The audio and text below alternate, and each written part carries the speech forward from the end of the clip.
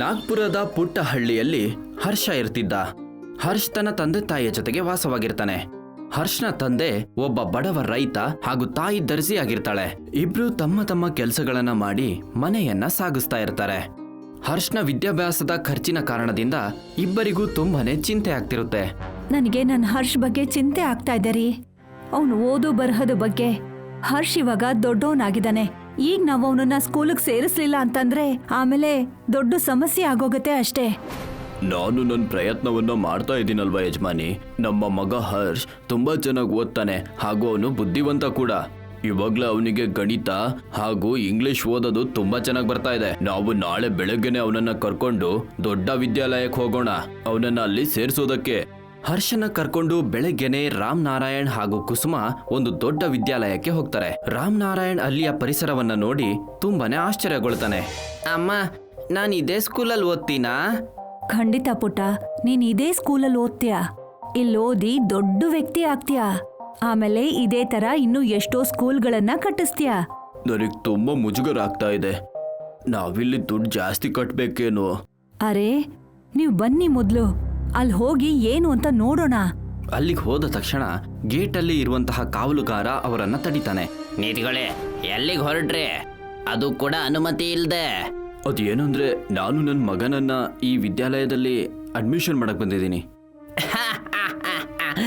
Admission ಅದು ಇಲ್ಲ. ನಂಗೆ ಅನ್ಸುತ್ತೆ ನೀನು ನಿನ್ನ ಯೋಗ್ಯತೆಯನ್ನ ಮರ್ತಿದ್ಯಾ. ಇಲ್ಲಿ ಕೇವಲ ಶ್ರೀಮಂತರು ಬರ್ತಾರೆ. ಮತ್ತೆ ನಿನ್ನ ನೋಡಿದ್ರೆ ಅನ್ನಿಸ್ತಾ ಇದೆ ನೀನು ಕಸ ಹೆರ್ಕೋನು ಅಂತ. ನೀವ್ ಏನ್ ಹೇಳ್ತಾ ಇದ್ದೀರಾ? ನನ್ ಮಗ ಓದೋದ್ರಲ್ಲಿ ತುಂಬಾ ಚುರುಕಾಗಿದ್ದಾನೆ. ದಯವಿಟ್ಟು ನಮ್ಮನ್ನ ಒಳಗ್ ಹೋಗಕ್ ಬಿಡಿ. ನಮಗೆ ಅವಮಾನ ಮಾಡಬೇಡಿ. ನಾನು ನಿಮಗೆ ಹೇಳ್ದೆ ತಾನೆ, ಹೊರಟೋಗ್ಬಿಡಿ. ಇಲ್ಲ ಅಂದ್ರೆ ಈ ಕೋಲನ್ನ ನಾನು ಉಪಯೋಗಿಸ್ಬೇಕಾಗುತ್ತೆ. ಆ ಕಾವಲುಗಾರ ಅವರನ್ನ ಅಲ್ಲಿಂದ ಹೊರಗಡೆ ಕಳಿಸ್ಬೇಕು ಅನ್ನೋದ್ರಲ್ಲಿ ಅದೇ ಸಮಯಕ್ಕೆ ವಿದ್ಯಾಲಯದ ಮಾಸ್ಟರ್ ಅಲ್ಲಿಗೆ ಬರ್ತಾರೆ ಹಾಗೂ ರಾಮ್ ನಾರಾಯಣ್ ಹಾಗೂ ಅವನ ಕುಟುಂಬವನ್ನ ನೋಡಿ ಅವ್ರು ಹೇಳ್ತಾರೆ, ವಾಚ್ಮ್ಯಾನ್, ನಾನ್ ನಿನಗೆ ಎಷ್ಟು ಸಲ ಹೇಳಿದ್ದೀನಿ ಜನರ ಜೊತೆಗೆ ಈ ತರ ಮಾತಾಡ್ಬೇಡ ಅಂತ. ಇವಾಗ ಹೋಗೋ, ನಿನ್ ಕೆಲಸ ನೋಡ್ಕೋ. ನಾನು ಇವ್ರನ್ನ ನೋಡ್ಕೋತೀನಿ. ನೀವೆಲ್ಲ ನನ್ನ ಜೊತೆಗೆ ಪ್ರಿನ್ಸಿಪಲ್ ಆಫೀಸಿಗೆ ಬನ್ನಿ. ಹಾಗೂ ಎಲ್ಲರೂ ಸೇರಿ ಪ್ರಿನ್ಸಿಪಲ್ನ ಆಫೀಸಿಗೆ ಬರ್ತಾರೆ. ಅದು ಏನಂದ್ರೆ ಮೇಡಮ್, ಇವರು ನಮ್ಮ ಸ್ಕೂಲಲ್ಲಿ ಅವರ ಮಗನನ್ನ ಸೇರ್ಸೋದಕ್ಕಂತ ಬಂದಿದ್ದಾರೆ. ಅದಕ್ಕೆ ನಾನು ಇವರನ್ನ ಒಳಗಡೆ ಕರ್ಕೊಂಡ್ ಬಂದೆ. ಮಗು ತುಂಬಾನೇ ಟ್ಯಾಲೆಂಟೆಡ್ ಹಾಗೂ ಬುದ್ಧಿವಂತ. ಹೇಳಿ, ಏನ್ ವಿಷಯ? ನಿಮ್ಗೆ ನಮ್ ಸ್ಕೂಲಿನ ಹೆಸರು ಗೊತ್ತಿದ್ಯಾ? ಇದು ದೀನ ದಯಾಳು ಸ್ಕೂಲು. ಇದು ತುಂಬಾ ದೊಡ್ಡ ಕಾನ್ವೆಂಟ್ ಸ್ಕೂಲು. ಇಂಗ್ಲಿಷ್ ಅವ್ರ ತರ ಕೂತ್ಕೊಳ್ಳೋದು ನಿಂತ್ಕೊಳ್ಳೋದನ್ನ ಹೇಳ್ಕೊಡ್ತೀವಿ ನಾವು ಮಕ್ಕಳಿಗೆ. ಅದರಿಂದ ಅವರಿಗೆ ಅನುಶಾಸನ ಇರುತ್ತೆ. ನಾವು ನಮ್ಮ ಮಗನಿಗೆ ಇದೇ ಗುಣ ಬರಬೇಕು ಅಂತ ಬಯಸ್ತೀವಿ. ಅದಕ್ಕೋಸ್ಕರ ನಾವು ಎಷ್ಟು ಬೇಕೋ ಅಷ್ಟು ಹಣನ ಕಟ್ಟೋದಕ್ಕೆ ತಯಾರಾಗಿದ್ದೀವಿ. ರಾಮ್ ನಾರಾಯಣ್ ಹೇಳಿದ ಮಾತನ್ನ ಕೇಳಿ ಪ್ರಿನ್ಸಿಪಾಲ್ ಹಾಗೂ ಆ ಮಾಸ್ಟರ್ನ ಕಣ್ಗಳು ದುರಾಸೆಯಿಂದ ಹೊಳೆಯೋದಕ್ಕೆ ಶುರು ಆಗ್ತವೆ. ಆಗ ಮಾಸ್ಟರ್ ಆ ಪ್ರಿನ್ಸಿಪಲ್ ಮೇಡಮ್ಗೆ ಕಿವಿಯಲ್ಲಿ ಹೇಳ್ತಾನೆ, ಈ ಬಡವರು ತುಂಬಾ ಮುಗ್ಧರು, ಆದ್ರೆ ಇವರ ಮುಗ್ಧತೆಯನ್ನ ನಾವು ತುಂಬಾನೇ ಉಪಯೋಗಿಸಬಹುದು. ಇವ್ರ ಮಗನನ್ನ ಓದಿಸೋದಕ್ಕೆ ಇವನ್ ಎಷ್ಟು ಬೇಕೋ ಅಷ್ಟು ಹಣವನ್ನ ಕಟ್ತಾನೆ. ನೀವ್ ಹೇಳೋದಾದ್ರೆ ನಾನು ಇವರಿಂದ 2 ಪಟ್ಟು ಹೆಚ್ಚು ಹಣನ ತಗೊಂಡ್ಲಾ? ಇದೇನಾದ್ರೂ ಹೇಳೋ ಅಂತ ಮಾತಾ? ಅವ್ರ ಕಡೆಯಿಂದ ದುಡ್ಡು ಬಂದ್ರೆ ತಾನೇ ನಮ್ಮನೆ ನಮ್ಮ ಮಕ್ಕಳು ಎಲ್ಲ ಖುಷಿಯಾಗಿರೋಕ್ಕಾಗೋದು. ಎಷ್ಟು ಲೂಟಿ ಮಾಡೋದಕ್ಕಾಗತ್ತೋ ಲೂಟಿ ಮಾಡಿ. ನಮ್ಮ ಈ ಸ್ಕೂಲಲ್ಲಿ 25,000 ರೂಪಾಯಿ ಅಡ್ಮಿಷನ್ನು. ನಾನು ಇವರಿಗೆ 50,000 ಅಂತ ಹೇಳ್ತೀನಿ. ನೀವು ಹೌದು ಅಂತ ಹೇಳಿ. ರಾಮ್ ನಾರಾಯಣ್, ನೀವು 50,000 ತಂದು ಕಟ್ಬಿಡಿ. ಮತ್ತೆ ನಿಮ್ಮ ಮಗನನ್ನ ಈ ಸ್ಕೂಲಲ್ಲಿ ಅಡ್ಮಿಷನ್ ಮಾಡಿಸಿ. ಯಜಮಾನ್ರೆ, ಇಷ್ಟೊಂದು ದುಡ್ಡನ್ನ ನಾನು ಎಲ್ಲಿಂದ ತರಲಿ? ಇದಕ್ಕೆ ನನಗೆ ಸ್ವಲ್ಪ ಸಮಯ ಸಿಗ್ಬೋದಾ? ನೋಡಿ, ಒಂದ್ ವೇಳೆ ನಿಮ್ಮ ಮಗುವಿನ ಭವಿಷ್ಯದ ಸುರಕ್ಷತೆ ಬೇಕು ಅಂದ್ರೆ ಈ ಸ್ಕೂಲಿಗೆ ಸೇರಿಸಿ. ಇಲ್ಲ ಅಂದ್ರೆ ನಮ್ಮ ಸಮಯ ಹಾಳು ಮಾಡಬೇಡಿ. ಹೊರಡಿ ಇಲ್ಲಿಂದ. ಪೂರ್ತಿ ದುಡ್ಡು ನಾವು ಹೊಂದಿಸ್ಕೊಂಡ್ಮೇಲೆ ಇಲ್ಲಿಗೆ ಬನ್ನಿ. ರಾಮ್ ನಾರಾಯಣ, ಕುಸುಮ ಹಾಗೂ ಹರ್ಷ ಅಲ್ಲಿಂದ ನಿರಾಶೆಗೊಂಡು ವಾಪಸ್ ಹೋಗ್ತಾರೆ. ಅಪ್ಪ, ನನ್ನ ಏಜಿನ ಹುಡುಗರೆಲ್ಲ ಸ್ಕೂಲಿಗೆ ಹೋಗ್ತಾ ಇದ್ದಾರೆ. ತುಂಬಾ ಸುಂದರವಾದ ಟಿಫಿನ್ ಜೊತೆಗೆ. ನಾನು ಯಾವಾಗ ಹೋಗ್ತೀನಿ? ನೀನು ಖಂಡಿತವಾಗ್ಲೂ ಹೋಗ್ತೀಯ ಮಗು, ಸ್ವಲ್ಪ ಕಾಯ್ಬೇಕು ಅಷ್ಟೇ. ಹರ್ಷ್ ಬಗ್ಗೆ ನನಗೆ ತುಂಬಾ ಚಿಂತೆ ಆಗ್ತಾ ಇದೆ ರೀ. 50,000 ರೂಪಾಯಿ ನಾವ್ ಎಲ್ಲಿಂದ ತರೋದು? ನನ್ನ ಮಗನನ್ನ ಓದ್ಸೋದಕ್ಕೆ ನಾನು ಏನ್ ಬೇಕಾದ್ರೂ ಮಾಡ್ತೀನಿ. ಯಾಕೆ ನಾವು ನಮ್ಮ ಹಳ್ಳಿಗೆ ಹೋಗಿ ರಾಮು ಕಾಕನ್ ಸಹಾಯ ಕೇಳ್ಬಾರ್ದು? ಆ ಹಳ್ಳಿನಲ್ಲಿ ತುಂಬಾ ಹಳುಬ್ರು ಮತ್ತೆ ಚೆನ್ನಾಗಿ ಓದ್ಕೊಂಡಿರೋರು ಅವ್ರೊಬ್ರೆ. ಅವರು ನಮ್ ಸಹಾಯ ಖಂಡಿತ ಮಾಡ್ತಾರೆ. ರಾಮ್ ನಾರಾಯಣ ಹಾಗೂ ಕುಸುಮ್ ರಾಮು ಕಾಕನ ಮನೆಗೆ ಹೋಗ್ತಾರೆ ಹಾಗೂ ಅವರಿಗೆ ಎಲ್ಲ ವಿಷಯವನ್ನ ಹೇಳ್ತಾರೆ. ಆಗ ರಾಮು ಕಾಕ ಅವ್ರಿಗೆ ಹೇಳ್ತಾರೆ, ನೀನ್ ಯಾಕೆ ನಿನ್ ಮಗನನ್ನ ನಮ್ಮ ಊರಿನ ವಿದ್ಯಾಲಯಕ್ಕೆ ಸೇರ್ಸೋದಿಲ್ಲ? ನಮ್ ಹಳ್ಳಿ ವಿದ್ಯಾಲಯದಲ್ಲ, ನಮ್ ಹಳ್ಳಿನಲ್ಲಿ ವಿದ್ಯಾಲಯ ಎಲ್ಲಿದೆ? ಹಳ್ಳಿಯಲ್ಲಿ ಒಳ್ಳೆಯ ಶಿಕ್ಷಣ ಸಿಗೋದಿಲ್ಲ. ಅದಕ್ಕೆ ಅಲ್ವಾ ಅವರನ್ನ ಬೇರೆ ಊರು ಅಥವಾ ಸಿಟಿಗೆ ಕಳ್ಸೋದು, ಅದು ಓದೋದಕ್ಕೆ. ನೀವಿಬ್ರು ನನ್ನ ಜೊತೆಗೆ ಬನ್ನಿ, ನಾನು ನಿಮ್ಮಿಬ್ರಿಗೆ ನಮ್ಮ ಹಳ್ಳಿಯಲ್ಲಿ ಏನೋ ತೋರಿಸ್ತೀನಿ. ರಾಮು ಕಾಕ ಕಾಡಿನ ಮಾರ್ಗವಾಗಿ ಒಂದು ಗುಹೆ ಹತ್ರ ಕರ್ಕೊಂಡು ಹೋಗ್ತಾರೆ ಹಾಗೂ ಹೇಳ್ತಾರೆ, ಈ ಗುಹೆ ಒಳಗೆ ಹೋಗಿ ನಿಮಗೆ ಎಲ್ಲ ಗೊತ್ತಾಗುತ್ತೆ. ಕುಸುಮ್ ಹಾಗೂ ರಾಮನಾರಾಯಣ್ ಆ ಗುಹೆ ಒಳಗಡೆ ಹೋದ ತಕ್ಷಣ ಅವ್ರು ಯಾವುದೋ ಬೇರೆ ಪ್ರಪಂಚಕ್ಕೆ ಹೋಗ್ಬಿಡ್ತಾರೆ ಹಾಗೂ ಅವರ ಮುಂದೆ ಒಂದು ದೊಡ್ಡ ಪಾಠಶಾಲೆ ಕಾಣಿಸ್ಕೊಳ್ಳುತ್ತೆ. ಅದು ಪೂರ್ತಿಯಾಗಿ ಚಿನ್ನದಾಗಿರುತ್ತೆ. ಆ ಪಾಠಶಾಲೆಯಲ್ಲಿ ಚಿನ್ನದ ಗಂಟೆ ಇರುತ್ತೆ, ಚಿನ್ನದ ಬ್ಲಾಕ್ ಬೋರ್ಡ್, ಚಿನ್ನದ ಬೆಂಚ್, ಅದ್ರ ಮೇಲೆ ಕೂತು ಎಲ್ಲ ವಿದ್ಯಾರ್ಥಿಗಳು ಓದ್ತಾ ಇರ್ತಾರೆ. ಇದನ್ನೆಲ್ಲ ನೋಡಿ ಕುಸುಮ ಹಾಗೂ ರಾಮನಾರಾಯಣ್ ತುಂಬಾನೇ ಆಶ್ಚರ್ಯ ಪಡ್ತಾರೆ ಹಾಗೂ ರಾಮು ಕಾಕನ ಹತ್ರ ಕೇಳ್ತಾರೆ, ಇದೆಲ್ಲ ಹೇಗಾಗಕ್ ಸಾಧ್ಯ? ನಮ್ಮ ಹಳ್ಳಿಯಲ್ಲಿ ಚಿನ್ನದ ಪಾಠಶಾಲೆ ಹೇಗಾಗೋದಕ್ ಸಾಧ್ಯ? ಹಾಗೂ ಇದು ಗುಪ್ತವಾಗಿ ಹಾಕಿದೆ. ಆವಾಗ ರಾಮು ಕಾಕ ಅವರಿಗೆ ಎಲ್ಲ ವಿಷಯ ಹೇಳ್ತಾರೆ. ಆಗ್ಲರ ಭಯಕ್ಕೆ ಈ ನಮ್ಮ ಪೂರ್ವಜರು ಈ ಸ್ಕೂಲನ್ನ ಇಲ್ಲಿ ಮಾಡಿದ್ರು, ಯಾಕಂದ್ರೆ ನಮ್ಮ ಸಂಸ್ಕೃತಿ ಮತ್ತೆ ನಮ್ಮ ವಿಚಾರಣೆ ಬದಲಾಗಬಾರ್ದು. ನನ್ನ ತಂದೆ ಈ ಪಾಠಶಾಲೆಯ ಮುಖ್ಯಸ್ಥರು. ಒಂದಿನ ಅವರನ್ನ ಆಂಗ್ಲರು ಹಿಡಿದಿದ್ರು. ನಿಮ್ಮಂತ ಬಡವರು ನಮ್ಮ ತರಹದ ಸ್ಕೂಲನ್ನ ಓಪನ್ ಮಾಡ್ತಾ ಇದ್ದೀರಾ, ನಿಮ್ಮಣ್ಣ ನಾನು ಬಿಡೋದಿಲ್ಲ. ಆದ್ರೆ ನಾವು ನಿಮಗೆ ಏನ್ ದ್ರೋಹ ಮಾಡಿದೀವಿ? ನಿಮ್ಮ ಮಕ್ಕಳನ್ನ ಓದಿಸಿ ನಮ್ಗಿಂತ ಅವರನ್ನ ಇಂಟೆಲಿಜೆಂಟ್ ಮಾಡ್ಬೇಕಂತಿದ್ದೀರಾ? ನಾನು ಹಿಡಿದು ಮಾಡೋದಕ್ಕೆ ಬಿಡೋದಿಲ್ಲ. ನಿನಗೆ ನಮ್ಮಿಂದ ಏನ್ ಬೇಕು? ನಾವೇನ್ ಮಾಡ್ಬೇಕು? ಈ ನಾಗ್ಪುರ ಹಳ್ಳಿಯಲ್ಲಿ ಎಷ್ಟೆಲ್ಲ ಚಿನ್ನ ಇದೆಯೋ ಅದನ್ನ ನಮಗ್ ತಂದು ಕೊಡು, ಹಾಗೂ ನಿಮ್ಮ ಈ ಸ್ಕೂಲನ್ನ ಕ್ಲೋಸ್ ಮಾಡಿ ಇಲ್ಲಿಂದ ಹೊರಟು ಹೋಗಿ. ಅರ್ಥ ಆಯ್ತಲ್ವಾ ನಿಂಗೆ? ನಾನು ಈ ಚಿನ್ನವನ್ನ ಯಾವುದೇ ಕಾರಣಕ್ಕೂ ಕೊಡಲ್ಲ. ಎಲ್ಲ ಚಿನ್ನವನ್ನ ತಗೊಂಡು ಕಾಡಲ್ಲಿ ನಾನು ಬಚ್ಚಿಡ್ತೀನಿ ಹಾಗೂ ನನ್ನದೇ ಆದ ಪ್ರಪಂಚ ಕಟ್ತೀನಿ. ಆ ಸಮಯದಿಂದ ಹಿಡಿದು ಇಲ್ಲಿಯವರೆಗೂ ನಾವು ನಾಗ್ಪುರದವರು ಈ ಚಿನ್ನದ ಸ್ಕೂಲನ್ನ ಗುಪ್ತವಾಗಿ ನಡೆಸ್ತಾ ಇದ್ದೀವಿ. ಅಯ್ಯೋ ದೇವ್ರೆ, ನಿಜವಾದ ವಿಷಯ ಇದ? ಹಾಗಾದ್ರೆ ನೀವು ನನ್ ಮಗುನ ಈ ನಿಮ್ ಚಿನ್ನದ ಸ್ಕೂಲಿಗೆ ಸೇರಿಸ್ಕೋತೀರಾ? ನಮ್ಮೇಲೆ ದಯೆ ಮಾಡಿ ರಾಮು ಕಾಕ, ನನ್ನ ಮಗನಿಗೆ ಶಿಕ್ಷಣ ಅತ್ಯಗತ್ಯ. ನಾನು ನಿನ್ನ ಮಗನನ್ನ ಯಾವಾಗ ಇಲ್ಲಿ ಸೇರಿಸ್ಕೋತೀನಿ ಅಂದ್ರೆ ಸಿಟಿ ಸ್ಕೂಲಿನ ದುರ್ವ್ಯವಹಾರವನ್ನ ನೀನು ಕಂಡುಹಿಡಿದಾಗ ಅವರು ನಮ್ಮ ಹಳ್ಳಿಯ ಎಷ್ಟೋ ಜನರಿಗೆ ಮೋಸ ಮಾಡಿದ್ದಾರೆ. ಅವರಿಗೆ ನೀನು ಶಿಕ್ಷೆ ಕೊಡಬೇಕು. ನಾವು ಖಂಡಿತ ಹಾಗೆ ಮಾಡ್ತೀವಿ, ಅವರಿಗೆ ಶಿಕ್ಷೆ ಕೊಡ್ತೀವಿ. ಅದಕ್ಕೆ ನಾವೊಂದು ಸಾಕ್ಷಿನ ಹುಡ್ಕೋಬೇಕು ಮೊದ್ಲು. ನೀನು ಅದ್ರ ಬಗ್ಗೆ ಚಿಂತೆ ಮಾಡಬೇಡ. ಅವ್ರು ಎಷ್ಟು ಹಣನ ಕೇಳಿದಾರೋ ಅಷ್ಟು ಹಣನ ನೀನು ತಗೊಂಡು ಹೋಗು. ನಾನು ಈ ವಿಷಯವನ್ನ ಪೊಲೀಸರಿಗೆ ಹೇಳ್ತೀನಿ, ಆಗ ನಾವು ಅವರನ್ನ ಸಾಕ್ಷಿ ಸಮೇತ ಹಿಡಿಬಹುದು. ಕುಸುಮ್ ಹಾಗೂ ರಾಮನಾರಾಯಣ್ ಹಾಗೆಯೇ ಮಾಡ್ತಾರೆ. ಅವರು ಹಣವನ್ನ ತಗೊಂಡು ಆ ಕಾಸ್ಟ್ಲಿ ವಿದ್ಯಾಲಯಕ್ಕೆ ಹೋಗ್ತಾರೆ ಹಾಗೂ ರಾಮನಾರಾಯಣ್ ಪ್ರಿನ್ಸಿಪಲ್ಗೆ ಹೇಳ್ತಾನೆ, ಮೇಡಮ್ ತಗೊಳ್ಳಿ ನಿಮ್ಮ ಈ ಹಣ, 50,000 ರೂಪಾಯಿ ಇದೆ. ಹಾ ಕೊಡಿ.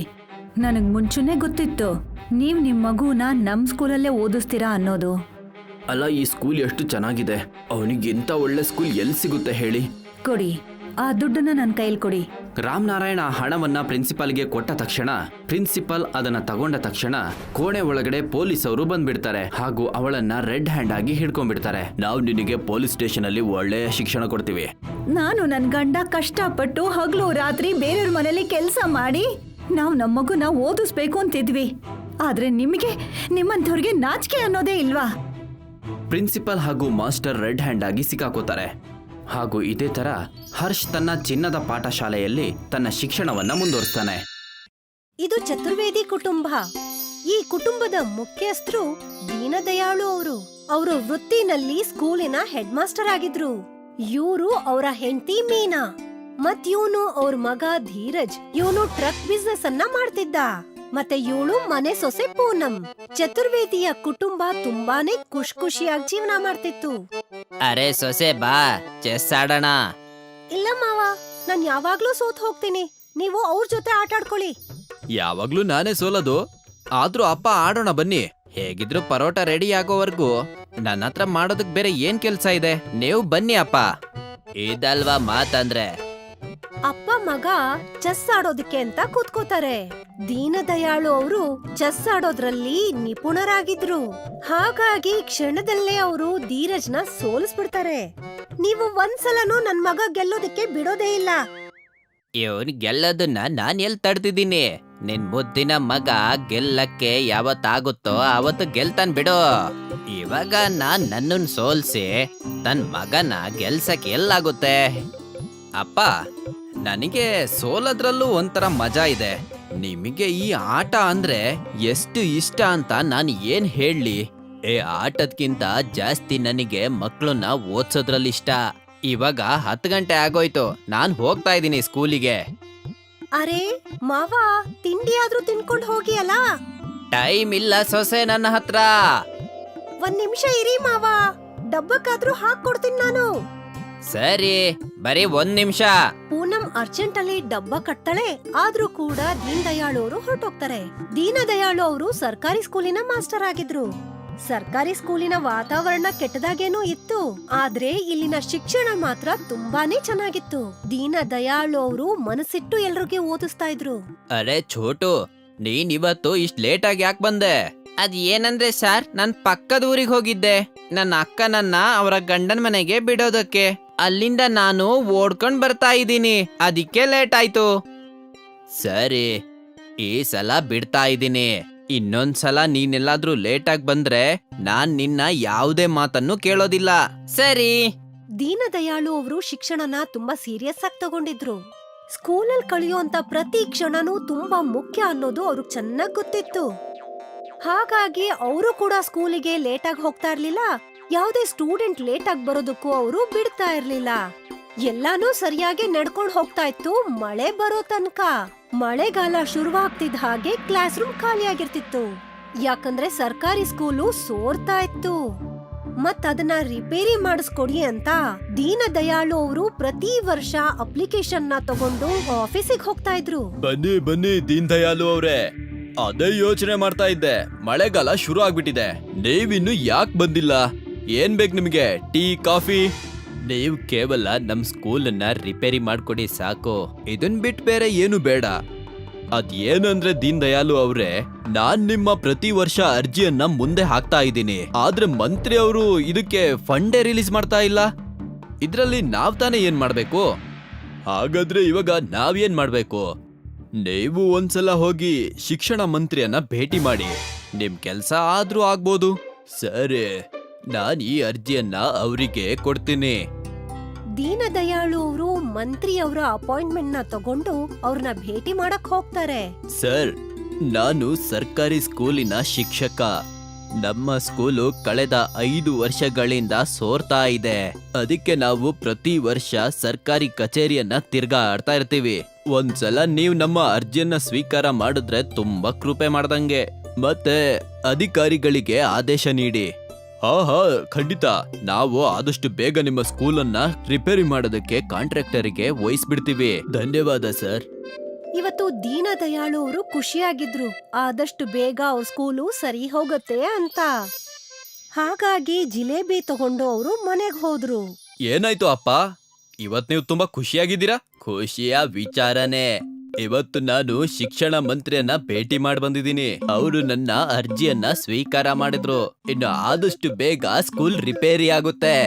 ಅರೆ ವಾ, ತುಂಬಾ ಒಳ್ಳೆ ಸುದ್ದಿ ಇದು. ಒಳ್ಳೇದಾಯ್ತು.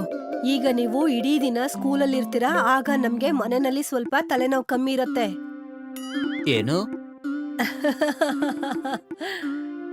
ಆ ಸುದ್ದಿನ ಕೇಳಿ ಇಡೀ ಕುಟುಂಬದವರು ಖುಷಿಯಾಗಿದ್ರು. ಎಲ್ರಿಗೂ ಗೊತ್ತಿತ್ತು ದೀನ ದಯಾಳುಗೆ ಶಿಕ್ಷಣ ಅಂದ್ರೆ ಎಷ್ಟು ಪ್ರೀತಿ ಇತ್ತು ಅಂತ. ಈ ವಿಷಯ ಸ್ವಲ್ಪ ದಿನ ಕಳೆದು ಹೋಗುತ್ತೆ. ಇಲ್ಲಿವರೆಗೂ ಯಾವ ಕೆಲ್ಸ ಕೂಡ ಶುರುವಾಗಿಲ್ಲ. ಹಾಗಾಗಿ ತಿಳ್ಕೊಳ್ಳೋದಿಕ್ಕೆ ಅಂತ ದೀನ ದಯಾಳು ಅವರು ಮತ್ತೆ ಸರ್ಕಾರಿ ಆಫೀಸಿಗೆ ಹೋದ್ರು. ಏನಾಯ್ತು ದೀನ್ ದಯಾಳು ಅವ್ರೆ, ಇವತ್ ನೀವು ವಾಪಸ್ ಇಲ್ಲಿ? ನಾನು ಮಂತ್ರಿಯನ್ನ ಭೇಟಿ ಮಾಡಿ ಬಂದಿದ್ದೆ. ಅವ್ರು ಹೇಳಿದ್ರು ಅವರು ಆದಷ್ಟು ಬೇಗ ಸ್ಕೂಲಿನ ಕಾಂಟ್ರಾಕ್ಟ್ ಯಾರಿಗಾದ್ರೂ ವಹಿಸ್ಬಿಡ್ತೀನಿ ಅಂತ, ಹಾಗೂ ಕೆಲ್ಸ ಶುರು ಮಾಡ್ತೀನಿ ಅಂದಿದ್ರು. ಆದ್ರೆ ಇನ್ನು ಶುರುನೇ ಆಗಿಲ್ಲ. ನಮಿಗಂತೂ ಮೇಲಿಂದ ಯಾವ್ದೇ ಆರ್ಡರ್ ಬಂದಿಲ್ಲ. ಅನ್ಸುತ್ತೆ ಮಂತ್ರಿ ಅವ್ರು ನಿಮ್ ಮಾತನ್ನ ಕೇಳಿ ಮರ್ತ್ಬಿಟ್ರು ಅಂತ. ಏನು? ನಾನ್ ಇವಾಗ್ಲೇ ಅಲ್ಲಿಗೆ ಹೋಗಿ ಅವರಿಗೆ ಮತ್ತೆ ನೆನ್ಪು ಮಾಡಿಸ್ತೀನಿ. ಏನು ಪ್ರಯೋಜನ ಇಲ್ಲ ದೀನ್ ದಯಾಳು ಅವ್ರೆ. ಮಂತ್ರಿ ಅವರು ಫಾರಿನ್ ಟ್ರಿಪ್ ಹೋಗಿದ್ದಾರೆ, ಅದು ಕೂಡ 1 ತಿಂಗಳಿಗೆ. 1 ತಿಂಗಳಿಗ? ಅಯ್ಯೋ ದೇವ್ರೆ, ಅಲ್ಲಿವರೆಗೂ ಸ್ಕೂಲ್ನ ಬಂದ್ ಮಾಡಿಡ್ಬೇಕಾ? ಬೇರೆ ಯಾವುದೇ ದಾರಿ ಇಲ್ಲ ಬಿಡಿ. ದೀನ ದಯಾಳು ಅವ್ರಿಗೆ ಬೇಜಾರಾಗತ್ತೆ. ವಾಪಸ್ ಅವರು ಮನೆಗ್ ಬಂದು ಮನೆಯಲ್ಲಿ ಈ ವಿಚಾರನ ಹೇಳ್ತಾರೆ. ಇವಾಗೇನ್ ಮಾಡೋದಪ್ಪ? ಗೊತ್ತಿಲ್ಲ. ನಾನ್ ಅನ್ಕೊಂಡಿದ್ದೆ ಸ್ಕೂಲ್ ಬೇಗ ಶುರು ಆಗ್ಬೋದು. ಇವಾಗ ನೋಡಿದ್ರೆ ತಂದೆ ಬೇಜಾರ್ ಮಾಡ್ಕೊಂಡಿದ್ದನ್ನ ನೋಡಿ ಧೀರಜ್ ಮತ್ತೆ ಪೂನಂಗೂ ಕೂಡ ತುಂಬಾನೇ ಬೇಜಾರಾಗತ್ತೆ. ಅವರಿಬ್ರು ಅವ್ರಿಗೆ ಸಹಾಯ ಮಾಡೋದಕ್ ಬಯಸ್ತಾ ಇದ್ರು. ಮಾವ, ನೀವು ಬೇರೆ ಯಾವ್ದೇ ಜಾಗದಲ್ಲಿ ಕ್ಲಾಸ್ ಅನ್ನ ಶುರು ಮಾಡ್ಬೋದಲ್ವಾ? ಆದ್ರೆ ಎಲ್ಲಿ? ಅಷ್ಟು ದೊಡ್ಡ ಜಾಗ ನಮ್ಮೂರಲ್ಲಿ ಎಲ್ಲಿದೆ? ನಮ್ಮನೆ ಕೂಡ ಅಷ್ಟೇನ್ ದೊಡ್ಡದಲ್ವಲ್ಲ. ಧೀರಜ್ ಯೋಚನೆ ಮಾಡ್ತಿದ್ದ. ಆಗ ಅವನ್ಗೆ ಟ್ರಕ್ನ ಕಂಟೈನರ್ ನೆನ್ಪಾಗತ್ತೆ.